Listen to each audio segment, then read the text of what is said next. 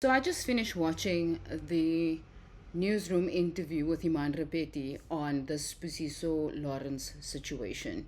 If you don't know, he murdered his girlfriend, posted it on Facebook, and then did a video about why he apparently did it. And then subsequently, apparently committed suicide.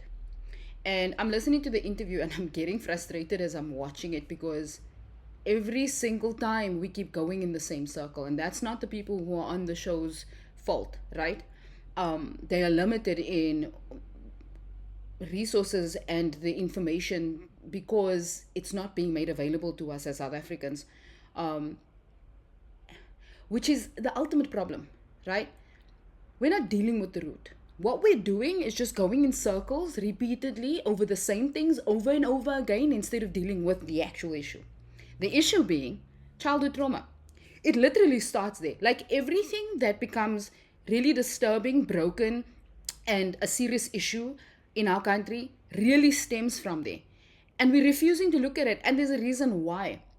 Because we have systemic issues in our country that actually benefit the people in the hierarchies in the country, right? And the reason why it benefits them is because 6 out of 10 of those people themselves have the same personality types that he developed from childhood trauma. So let me explain that to you because it's become very clear to me that we're unwilling to address what these issues are. Most abusers, like I've said 1,000 times, don't physically abuse off the bat. And some of them take many, many years before they even touch you. But what they do is manipulate emotionally and financially abuse their victims. Their victims don't know that this is happening to them because they come from family systems where this has been normalized. So they attract the same kind of people to them that do exactly the same things to them. So she can't say, oh, I'm in an abusive relationship because she's seen her mother, her aunt, everyone in her family system go through the same stuff. So in her mind, this is normal for every relationship going forward.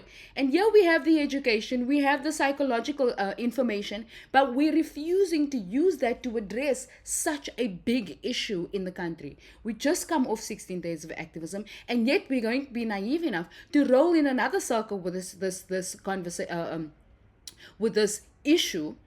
And now we have a man who has now gone and done all this and then posted the woman on social media.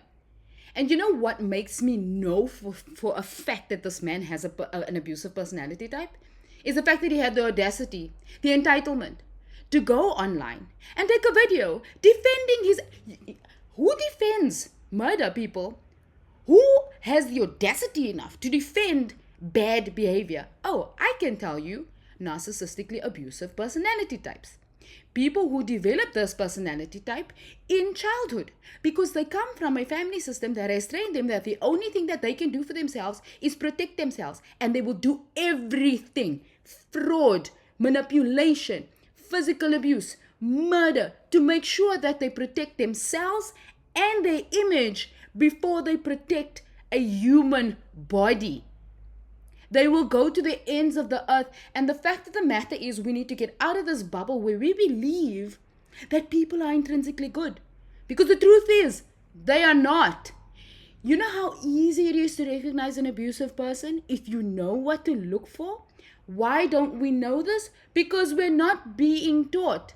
And I have to ask the question, what more benefits are the system, the courts, the police, all of those people getting from not getting this education, from not teaching this education, from not standing in, from a judge not sitting at his stand and recognizing the difference between the abusive person in the room and the victim? I've seen it happen too many times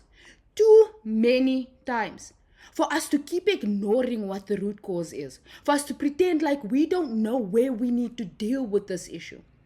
But one of the things that is very interesting to me is that if you knew who had abusive personality types and the people who are highly likely to be abusers, even the ones who don't abuse physically, especially those ones, if you were able to sit and watch Parliament, for instance, and just recognize some of the behavior, some of the people that are in our system, some of the people that are lawmakers who make decisions over our livelihoods in this country, I can guarantee you at least 6 or 7 out of 10 of those people come from these systems and themselves are abusers.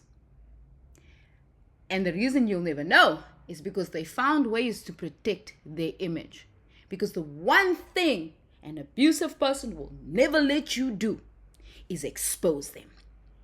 They will go to the ends of the earth to ensure that you never get to expose them. So let's do a little bit of homework, people. If you went into this man's history, I can guarantee you that to some degree, you will find some emotional, physical, mental, and maybe even, and it sounds like, financial abusive tactics that he had used not only in this relationship, but in every single relationship prior and every interaction that he's come into. Because abusive people aren't just entitled, don't just feel like they deserve to be treated above the law, right? But they also use people for their own benefit in every area of their lives, especially their intimate partners. Can we please just get back to the root problem and stop ignoring it and stop avoiding it? Because every single time we ignore this conversation, your neighbor, your sister, your friend, your mother is going to repeat the same cycle again if you don't learn to stop it now.